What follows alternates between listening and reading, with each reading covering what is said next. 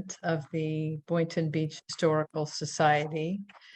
At tonight's meeting, we need to conduct a required vote for the society. So the October meeting of the Boynton Beach Historical Society will come to order. Bylaws state that those members present and voting constitute a quorum. The chair declares a quorum. The first item of business is adopting an amendment to the bylaws. Article 9 of the bylaws state, the bylaws may be amended by the board of directors when necessary for the smooth operation of the society, but such amendment must be ratified or rescinded by the members of the society at the next regular meeting. Previous notice and 2/3 vote of those members present and voting is needed for ratification. Notification was provided in the October issue of the Historian. The chair calls upon Virginia Ferris to introduce the bylaws amendment. Thank you, Anne. At the May 16, 2022 Board of Directors meeting, as per the bylaws, Article 9, Paragraph 3, the board voted unanimously to amend the society bylaws, Article 2, Section 4, to modify the timing when new board members' terms take effect, changing it from, quote, the end of the last board meeting of the spring to, quote, the close of the annual meeting, unquote. This was needed to ensure that the May board meeting and the business of the society could proceed without interruption with our newly elected members in place. Following its approval, the section was updated to read, and you see it on your screen. Terms for all officers except the trustees will be 1 year or until their successors are elected, and their term of office shall begin, this is the change, at the close of the annual meeting. Yes. Terms for trustees shall be for 3 years and until their successors are elected, with 2 trustees each year to assume office again at the close of the annual meeting. Candidates chosen to complete unfinished terms shall serve the duration of that term. That part remains the same. Thank you, Virginia. Virginia moved on behalf of the committee to adopt the amendments to the bylaws. And since the motion was from a committee, it carried an automatic second. The motion was adopted unanimously by the board and needs to be ratified today by society members. I'll give you a moment to unmute yourself if you are muted. Are there any questions? You may raise your hand or use chat or indicate that you have a question.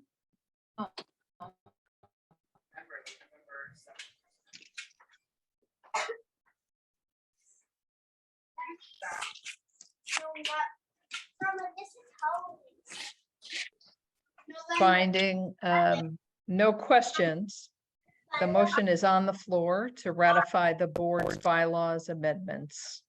If you haven't unmuted, please make sure you do now and respond by saying yes to the motion ratifying these amendments. All in favor, say yes. Yes. Yes. Yes. Yes. If opposed, say no. The ayes have it and the amendment is adopted. Thank you, Virginia and the Board of Directors. I would also like to congratulate the board for this next season of the Historical Society. I think every one of the directors is on the call. Please congratulate everyone. And thank you everyone for continuing service, or for those who are joining us for the first time, welcome. I would also like to make the announcement that the Boynton Beach Historical Society was awarded the Judge James R. Knott Historical Contribution Award. This prestigious award was in recognition of our efforts supporting 30 years to rescue two buildings, the 1913 Boynton Elementary School and the 1927 Boynton High. There are original photos of those buildings in this slide presentation you may have seen. Both of those buildings now have new life as cultural centers in the town square, and the Historical Society thanks everyone for their participation in those efforts to save the two schools. And we hope that you take advantage of getting to see them. This is the award. It was on display thanks to Georgian Charms at the library, the Boynton Beach City Library. Our archivist made a wonderful display of how we saved those buildings, or the efforts involved in saving those buildings. With that, I would like to introduce Barbara Reedy, the chairman of, or excuse me, the program chair for tonight's presentation. Thank you, Anne. We're fortunate to have with us tonight a speaker selected by the state of Florida for their Florida Humanities Speakers Bureau, which is a very select group of speakers. His name is David Head, and David is an associate lecturer of history at the University of Central Florida. David has authored 4 books: Privateers of the Americas, The Golden Age of Piracy, and A Crisis of Peace, George Washington and the Newburgh Conspiracy, for which he was a finalist for the prestigious George Washington Prize. All of his books are available for purchase on Amazon.com and BarnesandNoble.com. It's now my pleasure to introduce David Head. Well, thank you very much for that introduction. And I want to thank everybody for joining me here tonight and spending a little bit of your evening learning about a piece of early Florida's history.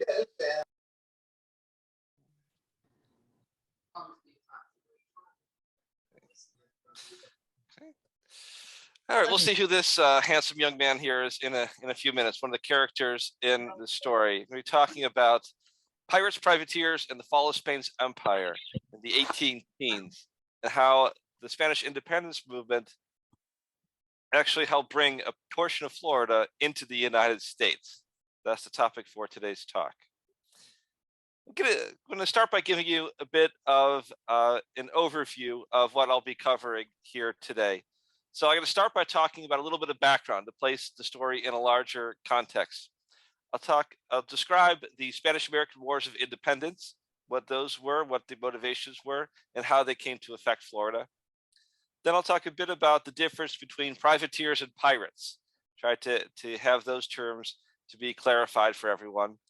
Then finally, I'll talk about Florida, and in particular, what East Florida was. There were, in this period, before Florida becomes the state it is today, there were 2 Floridas, East Florida and West Florida. The next topic will be getting to the story of the pirates and privateers properly. I'll talk about the invasions of 2 figures. One was the man we saw at the very beginning in the title slide, Gregor MacGregor, and the other is a Frenchman named Louis Michel Ory. Okay. So those 2 guys lead the 2 invasions of Amelia Island, which is where the action takes place. Then finally, I'll talk about the intervention that was made by the United States to get involved in fighting against the pirates and privateers who'd made their beachhead on Amelia Island. I'll talk about President James Monroe's decision to use force, the support and criticism that he received, and his decision to either stay or leave the United States forces in place there. Okay. Okay. So that is the overview of the talk tonight. Some background to our story. So the Spanish-American Wars of Independence, that's the real background that is driving the action forward. Those wars of independence take place between 1808 and 1826. And they are touched off by Napoleon's invasion of Spain in 1808. So the Spanish-American Wars of Independence are really an outgrowth, an outshoot of the Napoleonic Wars. The Napoleon's fight against England and other places in Europe. As part of that attempt to conquer as much of Europe as possible, he invades Spain. And that is going to touch off the Wars of Independence. When Napoleon invades Spain, he seizes the King of Spain, Fernando VII, is deposed from the throne, and Napoleon puts on the throne as King of Spain one of his brothers. This is one of Napoleon's strategies to ensure that the places he conquered were in trustworthy hands. He would put a relative in charge on the throne. I'm a bit jealous of Napoleon's brother because I have two brothers, and neither one of them has ever conquered anywhere to make me king, which I feel is very selfish of them. They at least should do that for me so that I could be king of Spain or someplace important like that. In reaction to Napoleon's invasion of Spain, the people of Spain and Spain's colonies in the Americas, of course, were opposed to this. Napoleon is an outsider, an interloper, chasing their rightful king out and putting his own brother on the throne. To resist Napoleon, groups called juntas were formed. And this is done with both in Spain and in the colonies. So both in Europe and in the Americas. And these juntas were formed as a kind of temporary governing body. The goal was that they would govern in the king's name until the king could return. So at first they were not designed to overturn King Fernando's rule, but simply to rule in his name until Napoleon and his brother could be sent out of Spain. Well, some of these juntas in Spanish America, they take this as the opportunity to seek independence. So some of them begin declaring independence in 1811. And the painting you see over here is a painting of declaring independence in Venezuela. Coincidentally, also on July 4th, 1811, which is a coincidence, but I guess the July 4th is a day for declaring independence in the Western Hemisphere. Now, some of these juntas declare independence, but not all of them. So that the story of Spanish-American independence in the Americas is both a fight against Spain, against the royalists in Spain for independence, but also a fight against other Spanish-American Americans. So it is both a civil war for power in Spanish America itself, as well as a foreign war in part against the French. Okay? So there's multiple sides to the Spanish American Wars of Independence. Okay? Now, some of these juntas, the ones that are declaring independence, as part of their fight against Spain and its sympathizers in the Americas, they enlist foreigners as privateers. So they start to commission privateering vessels to attack Spain as a way of achieving their independence. Now, that raises the next question that I want to talk about, which is, what is a privateer? So a privateer is a privately owned warship, meaning that it's not a naval vessel. So a naval vessel is owned by the government. A privateer is not. Generally, privateers were merchant ships during times of peace that are then converted over to warships during times of war. So a merchant might find his trade interrupted, so he can't trade normally, so he needs to keep his ship in doing something productive, right? The ships are very expensive. You can't just let them sit around, do nothing. So in order to keep them productively doing something, they would load some cannon aboard, recruit a large crew, okay, and then take out a privateering commission from a government. That leads me into the second point here, that a privateer has a license, a document issued by a government that is at war, authorizing the attacks of an enemy.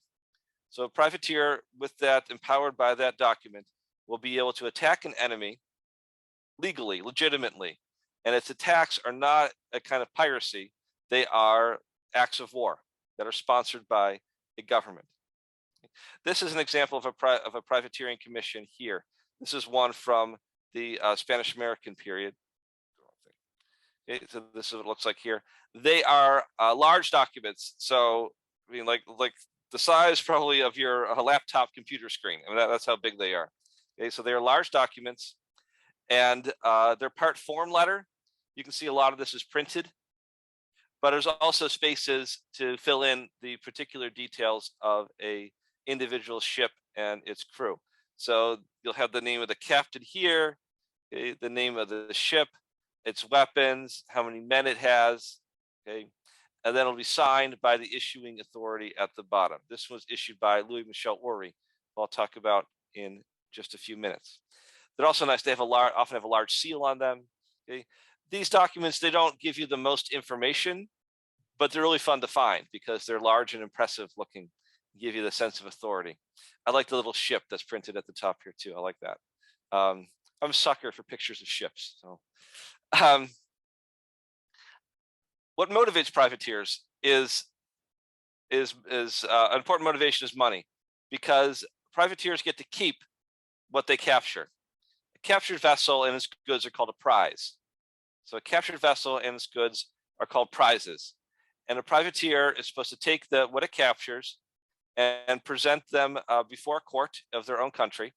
And then after the court goes through a legal proceeding, taking testimony and making sure that the privateers have made their capture in accordance with the laws of war and privateering, the privateering articles, then the privateers get to keep what they've captured.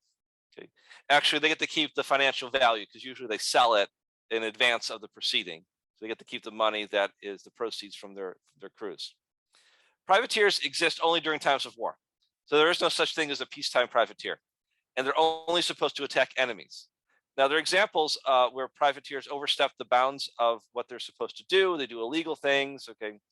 But if they have attacked only enemies, that's usually a test for a court that if they do something wrong, they may be bad privateers, not entitled to keep the proceeds of their prizes.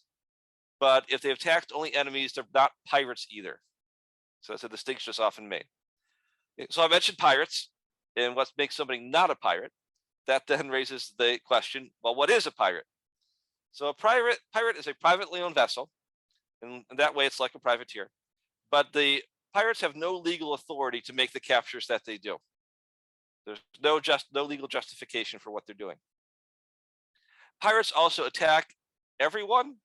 So ships belonging to any nation, and they attack them all the time during war or during peace.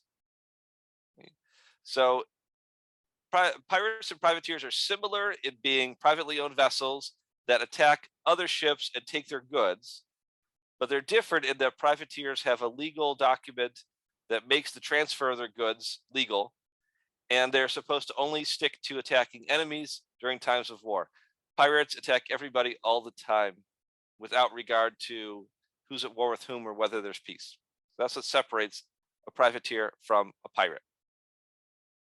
One more background thing, one more slide of background, and then we'll get to our main story. So the last thing to mention here is what exactly Florida is during the period that we're talking about. As I mentioned in the preamble section, is that there are two Floridas. There are two Floridas under the British, and then under the Spanish, there are two Floridas, East and West Florida. Okay. So the Spanish had controlled Florida earlier in the 18th century. Then the British gained control over Florida in 1763 at the end of the 7 Years' War. Then there's a British period. And then after the American Revolution, Spain gets Florida back. Then the United States in the 1820s will acquire Florida. So it goes Spanish, British, Spanish, American. That's the way it goes. Okay, so the division into East and West Florida was done by the British. East Florida has its capital at St. Augustine. That's East Florida. This yellow part is East Florida. Capital is St. Augustine, right here. So most of the state today is East Florida, right? I'm in East Florida, roughly around here. Okay, you're down here, right? Also in East Florida. West Florida was the Panhandle, with the division between the two at the Apalachicola River near Tallahassee. Interestingly, this is a fun fact that you can use the next time you are traveling on I-10 during that long, boring stretch between Jacksonville and Tallahassee or out to Pensacola. The Apalachicola River is the dividing point today between the Eastern time zone in Florida and the Central time zone in Florida. Right, the Panhandle's in the Central time zone. That's where the border is, the old border between East Florida and West Florida. That'll provide 30 seconds of interesting conversation, at least if you're ever driving that again. So keep that one in your back pocket until you need it. The capital of West Florida was at Pensacola, and it extended beyond the borders of Florida today into what is today the bottom parts of Alabama, Mississippi, and a portion of Louisiana to the Mississippi River. So from the Apalachicola River to the Mississippi River was West Florida. Okay. Both Floridas, East and West Florida, are loyal to Spain during the Spanish-American Wars of Independence. They are sparsely populated, especially by people of European descent. Most of the population, again, is up here. Again, the I-10 corridor, if you want to think of it that way. Florida is settled from the north, then the south, and then the middle. That's the way Florida's settlement pattern goes in the 19th and 20th century. Okay, so loyal to Spain, sparsely populated. Florida, however, because of its geography and the ship technology of the time, is strategically important. So East Florida protects shipping that's bound from Havana back to Spain. Because of the way the winds and the currents go, you cannot sail directly from the Caribbean to Europe. You have to go up through this way, catch the current and the winds, and then go arcing back to Spain that way, or back to Europe anyway that way. So what the Spanish ships will typically do is they will stop at Havana, right, kind of regroup to sail together, follow these, well, they wouldn't follow the arrows aren't really there, but they're following where the arrows are pointing here. Okay, up through here, this is the Bahamas on this side and Florida on the other. Now, if you were smart and an enemy of Spain or a pirate, if you wanted to capture Spanish ships, you would just sit at the top of the channel here and wait for the enemy to come to you. Well, St. Augustine is built to protect Spanish shipping that's coming through this channel here. So they can have a presence here, they can send out their own ships, kind of clear out anything there to make sure ships can get through this channel here. So it is strategically important, but that's because of the function of its geography. The United States is also of interest because of the rivers that go through this area here, the Port of Pensacola and the various rivers that go through West Florida, getting produce from farmers in Georgia and Alabama and Mississippi out to the wider world. So that's why it's important to the United States. Okay, so that's a brief story of what the Spanish-American Wars of Independence, their use of privateers, and what Florida really is in that period, is political geography. The invasions of Florida and how Florida gets roped into the Spanish-American Wars of Independence, and see some privateers and pirates in action. The first invasion of Spanish-American invasion of East Florida is led by this man here, Gregor MacGregor. Gregor MacGregor is an interesting fellow. He was an officer in the British Army during the Napoleonic Wars. He claimed to be a titled nobility. Oddly, however, the source of his nobility changes from time to time depending on who he's talking to. Sometimes he claims that he is a Scottish nobleman, the heir to a titled nobility in Scotland. At other times, however, he says that he received a knighthood from the King of Portugal because of his valuable service as a British officer and ally to the Portuguese, who were also fighting against a French Napoleonic invasion. Now, you're probably guessing that when you have two sources of nobility, the real number is probably closer to 0. But he always insisted on referring to himself as Sir General MacGregor. When MacGregor was a British officer, he was involved in the Peninsular Campaign, so the campaign that's in in the Iberian Peninsula with Spain and Portugal.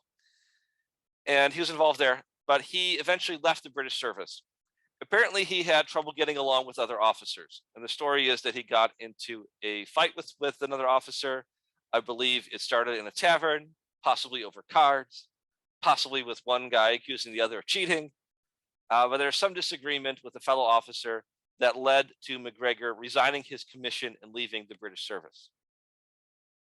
Around the time that MacGregor is leaving the British service is the time that the various Spanish American governments are declaring independence. And they are looking for foreign officers who have experience in foreign militaries, who had formal training in European battlefield techniques and organization and all that kind of thing. Well, MacGregor has that, and he's looking for work at exactly the same time that the Spanish American governments are looking for men with his profile. So he ends up in Venezuela, and he is made a general. Okay, so a higher rank than he ever enjoyed in the British service. That's how he gets to be called Sir General MacGregor. In Venezuela, as a Venezuelan general, he sees action in several battles. And along the way, he marries a cousin of Simon Bolivar, right, the liberator and leader of the Spanish American independence movement. That always helps politically to have the right family connections. There's a picture of his wife there, Josefa. Okay. But also, he continues to have trouble getting along with others. And he has a falling out with Bolivar and some of the other leaders of the independence movement. And he decides that he's going to go lead a freelance expedition of his own. Okay, so he's going to go do his own thing without having to take orders from anybody else. That's what leads him to the United States and eventually to Florida. MacGregor's plan, as it forms in the early part of 1817, is to go to the United States and recruit men and gather supplies. This is illegal, what he's doing.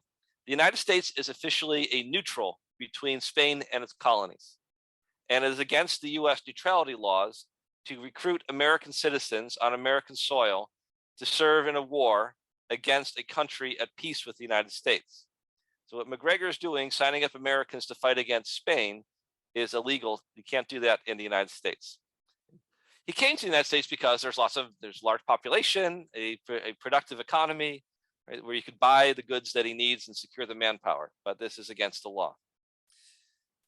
MacGregor obtains a commission in Philadelphia from several Spanish American agents.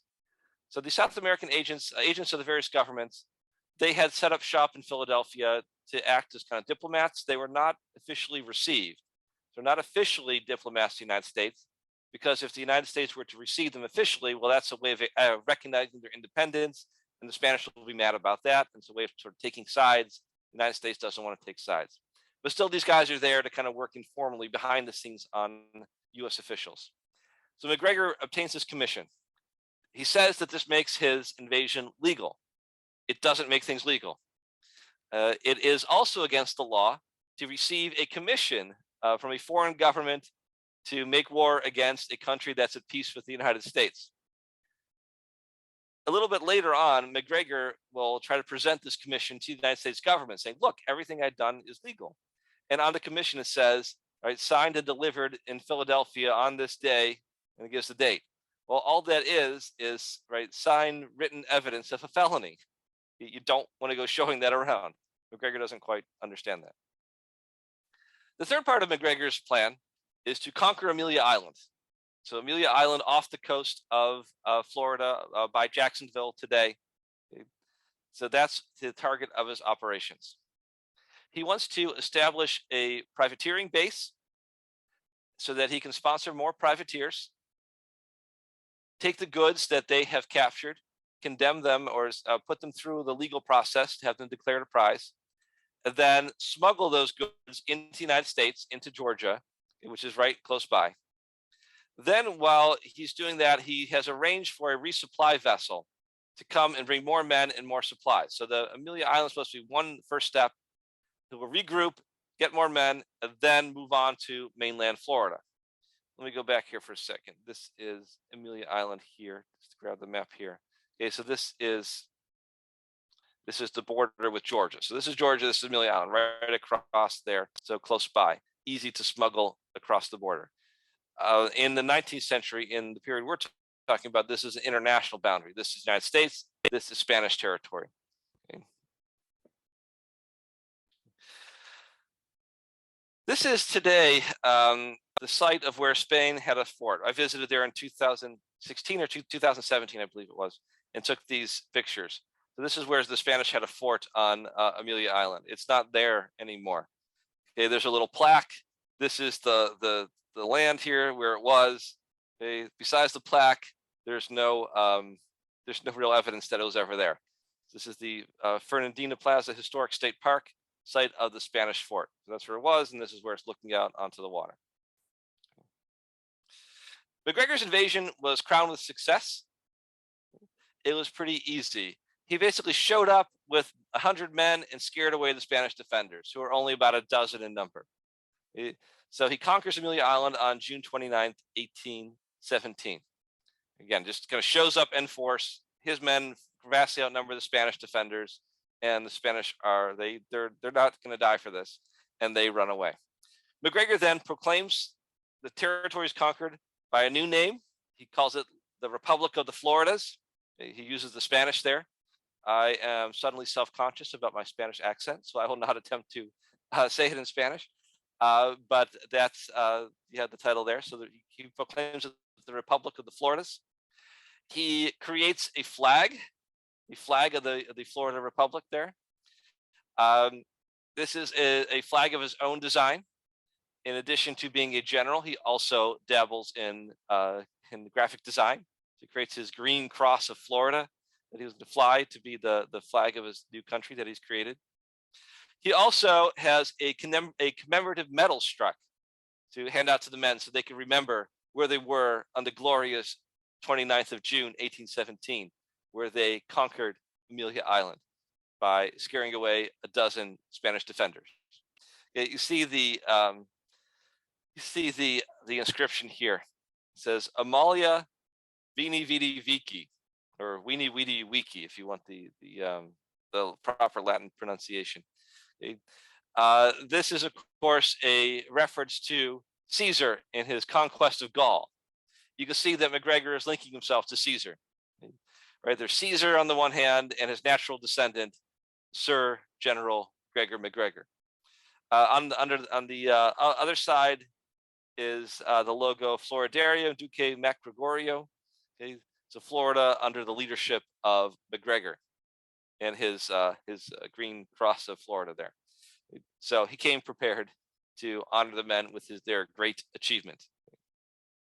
Well, aside from a nice looking flag design and giving out commemorative medals, there is very little success to be found on MacGregor's landing at Amelia Island.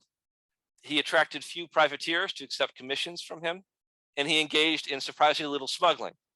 If there weren't privateers bringing in goods, then there's no goods to smuggle anywhere else. MacGregor, the ship that was supposed to come to resupply him was he had arranged for it to come from New York City, and the customs collector at New York City was on top of his game. He knew something was up. The captain of that ship was filling out the paperwork and had declared that this was a merchant voyage, but for a merchant voyage, it had a very large crew, much larger than most merchant voyages do, and it also had a lot more guns and ammunition and gunpowder than merchant vessels usually do. And you can just imagine the customs collector going to the captain saying, "What's the deal here? Why do you have so many guys aboard and so many guns?"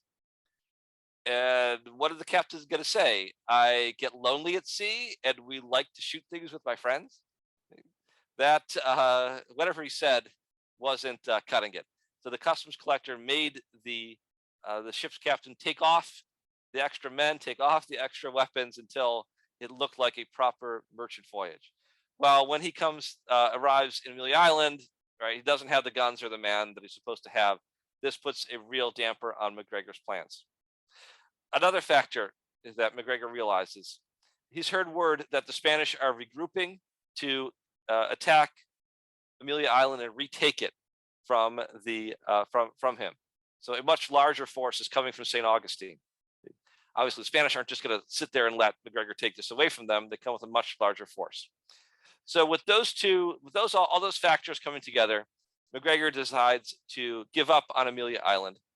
He gets on his ship and he sails away to seek other fortunes.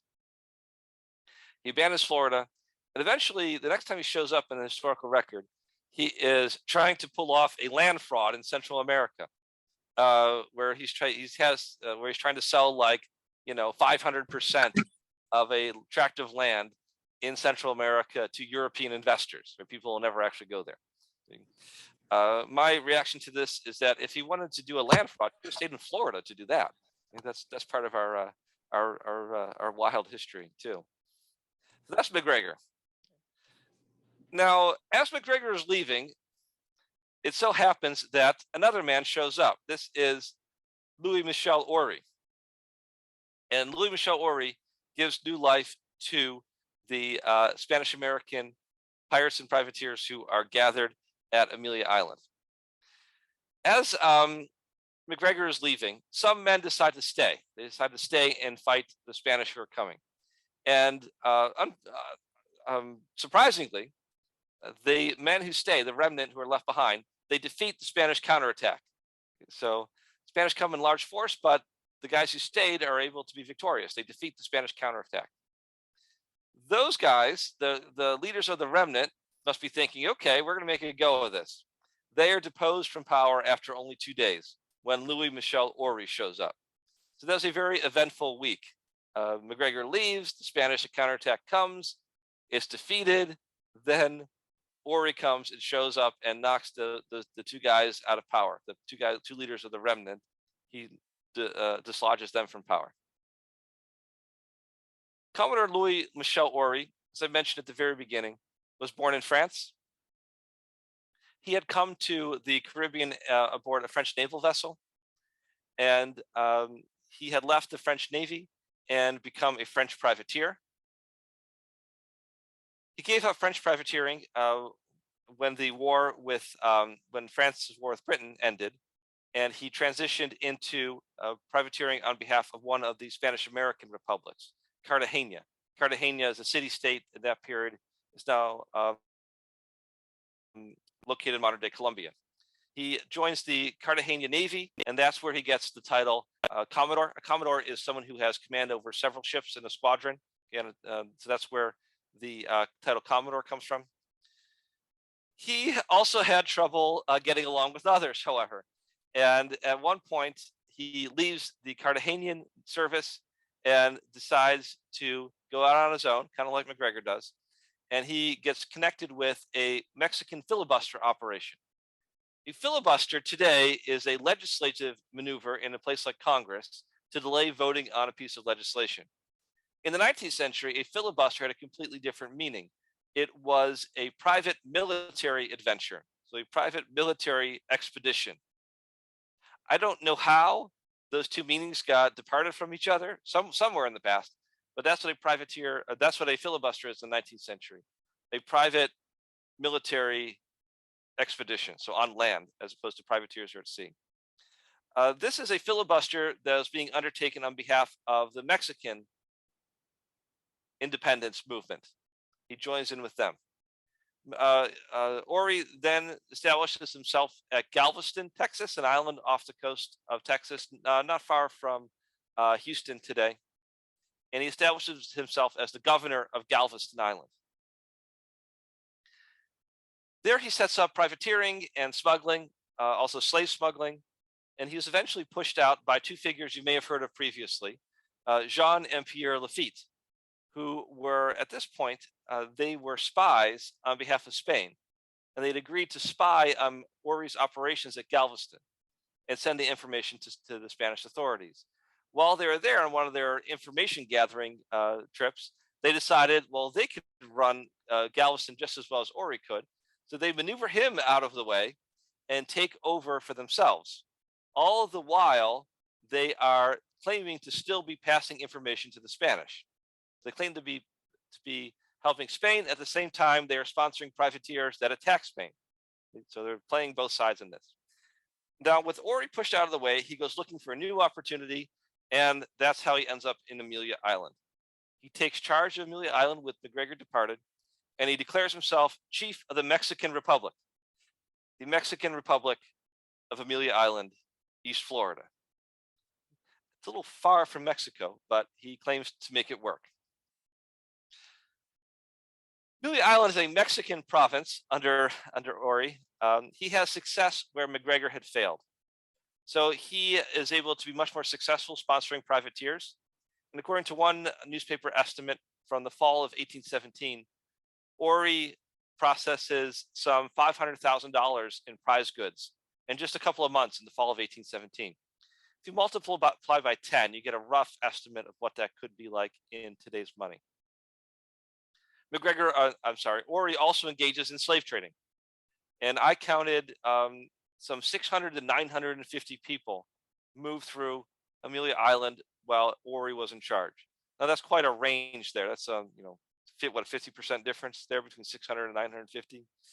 The reason is that the records are not all that great. They will give you a broad range. Say there were 50 to 75 slaves aboard. Okay, there's something like that, or about 24. They won't be very precise about the number of people who are involved. And this is very frustrating when you're trying to get a sense of the scope, but that's all the resources reveal. The people taking those numbers just give you a kind of a rough estimate rather than an official count.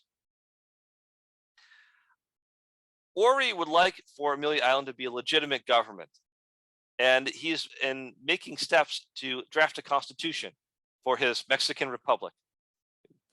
He employs a couple of journalists from various of the Spanish American countries to come and draft a constitution. They are drafting it based on the US Constitution with the Federalist Papers at hand. Actually, they have a copy of that to go from. So that's what he's trying to establish. Ori is very successful at exploiting some loopholes in US law.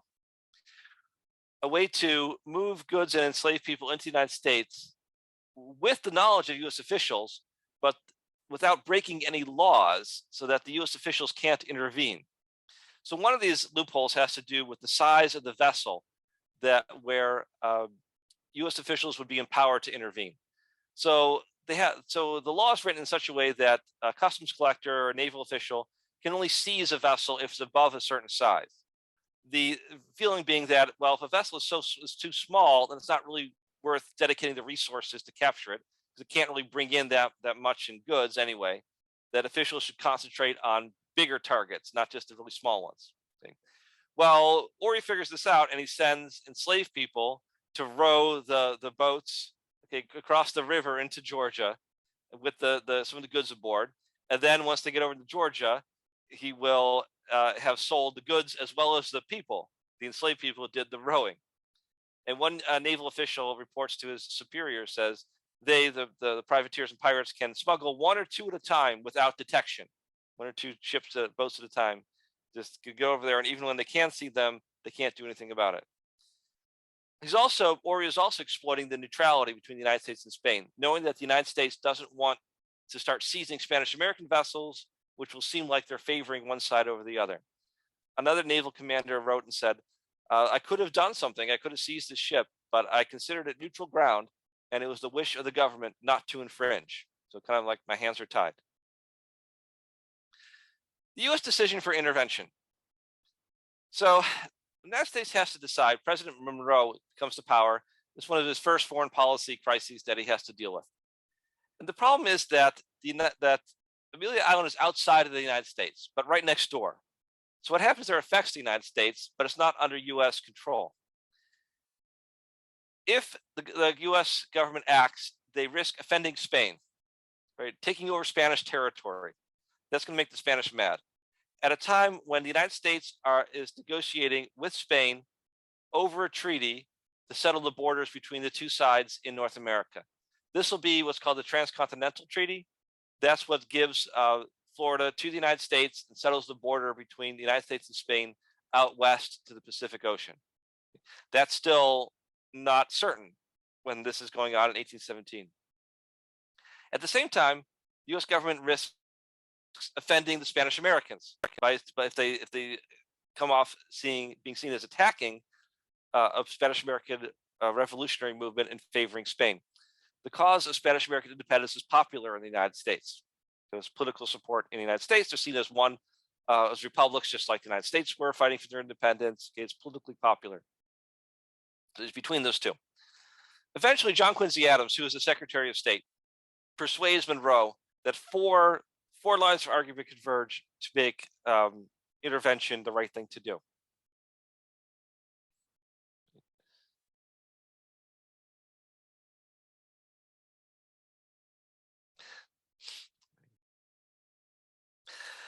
Number one is that Amelia Island is making possible violations of U.S. law, U.S. piracy law by capturing neutral vessels, U.S. neutrality law by arming ships and recruiting men in the United States, the American revenue laws by smuggling goods, and finally, American slave trade laws that have forbid the international slave trade by that point.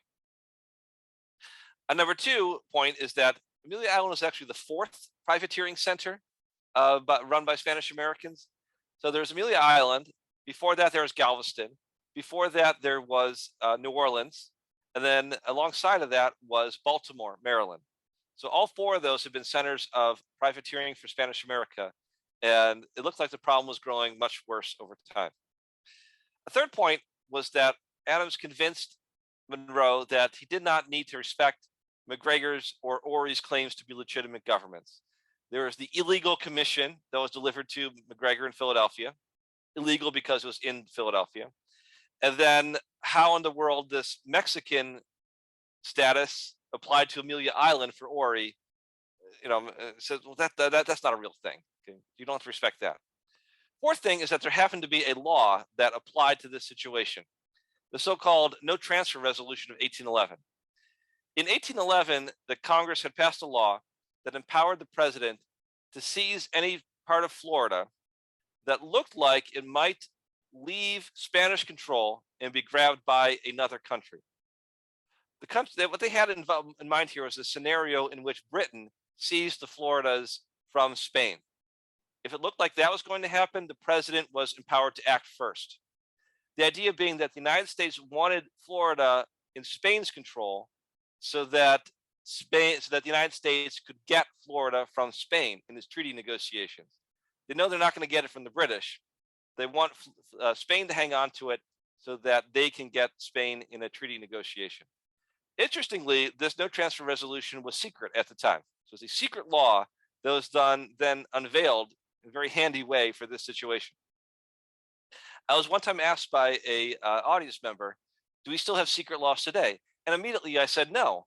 Then a second later, I thought, well, how would I know? They're a secret. I don't know. I don't think they're secret laws, but there might be. We might find out someday there are. The end of the story really goes out with a whimper. The Army and Navy land in December of 1817. They have overwhelming force, and Ory can see what's going to happen if he resists, so he leaves. He goes on to continue in the Spanish-American service until a few years later, he has an accident riding his horse, falls off the horse and dies. I believe he's 28 years old only. So he dies as a young man. The United States then decides not to give Amelia Island back to Spain, to hold on to it. And that then becomes part of the United States. The rest of Florida joins the United States in 1821 with the conclusion of the Transcontinental Treaty. But Amelia Island came under U.S. control first, thanks to the Spanish-American pirates and privateers who were seeking independence, but caused a lot of trouble bringing in U.S. intervention. That brings me to the end of my talk tonight. Here is some contact information that you can stay in touch if you would like.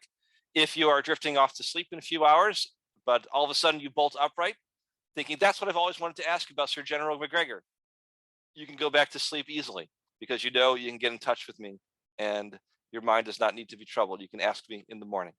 So any one of these ways would be a great way to stay in touch. Before we conclude this evening, I am happy to take some questions from people in the time that we have remaining. And I want to thank you again for listening and coming out tonight to hear me talk about the pirates and privateers. Thank you. Thank you, David. You may unmute yourselves. And Nora, I'm going to ask if you would help with questions. Are there any questions for David?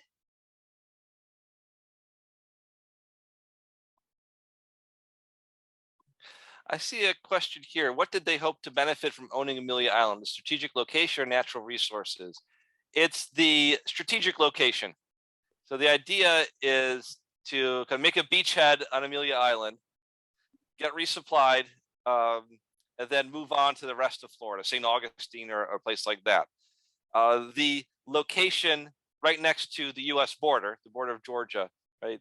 That is also a prime attraction because they're planning to move goods into Georgia easily, goods and people, right? So that is the geography is really the key, a place to kind of start to launch future invasions from and to finance those future invasions by moving goods right into the United States, right? When it's right over the border. So I think that's the attraction of attacking Amelia Island, is supposed to be a first step to something more, but they never really get beyond that first step.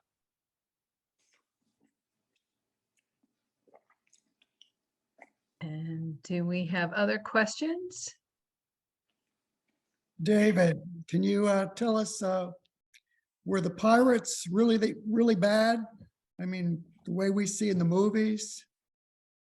I mean, These what did they guys, do? so these guys that I have been researching, it seems that they were not especially violent or fond of torture or those kinds of things. These guys at least wanted to have an air of or claim to legitimacy, and that will disappear very fast if you get a reputation for murdering the crews the crews that you capture, for torturing them, that kind of thing. Now you do read some of these stories about, you know, they're beating some guy to make him give up the goods someplace else, right? You do see those kinds of things, but not like the very worst pirates, like the Buccaneers, for example. The Buccaneers who would invade this very Spanish countries like Panama or under Captain Morgan, they made sure they tortured people so that they had a reputation for violence, so that people would give up without having a fight.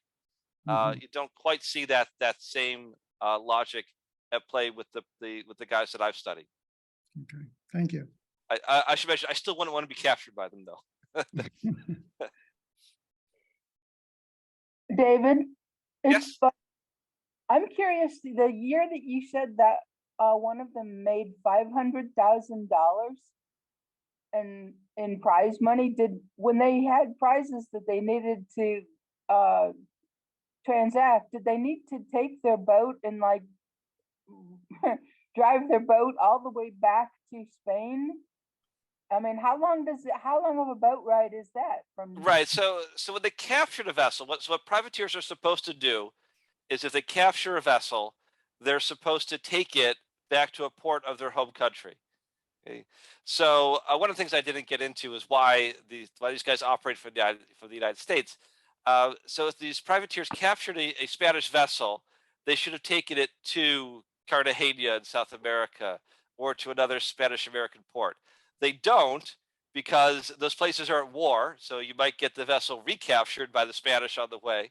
Also, the value you get is going to be less, because a city that's at war is not going to be able to spend as much as a place that's at peace, like the United States is.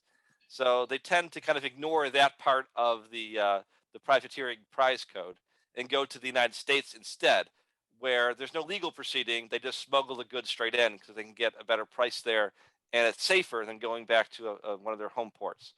But yeah, they're supposed to. Yeah, right. If you capture the vessel off the coast of Spain, for example, there's some activity there. You're supposed to send that Spanish vessel all the way across the Atlantic to a port from your own country. So you can see there's lots of incentive to cut corners and send it someplace else instead. Okay, I was just thinking how long it took to do all of these things. Oh yeah, yeah. Well, there's some wonderful stories. Some stories I like are where you put what's called a prize crew aboard the prize. You're supposed to be guys that you can trust. Well, some of them like sail off. They just make off with it and they never show up again. There's one great story I remember. It's one of the sources where the guy claimed And the prize crew took it back to Virginia, like Virginia Beach or somewhere like that, or Norfolk. They took it back to Norfolk and then sold the vessel and put the proceeds into running a steamboat company. So this is how they went into business for themselves, by stealing the prize ship. Okay. So I remember that. So that's a great story. It's like, what are you guys doing? You're not supposed to go there. Well, thank you. Thank you, David. And if there are no more questions for David, we just want to remind you that Monday, November 28th is our next program. Cynthia Barnett will speak about seashells and the ocean's fate. And then we do not have a program in January, but we have two programs coming up in February. One is in person at the Boynton Beach Arts and Cultural Center, the old high school. And that will be the 4th Florida Highwaymen Art Show and Sale. And towards the end of the month, a Zoom program on Monday, February 27th on Florida's Underground Railroad. So we invite you to join us at all of those events. And if there are no more questions, thank you all for coming. Have a great evening. Thank you.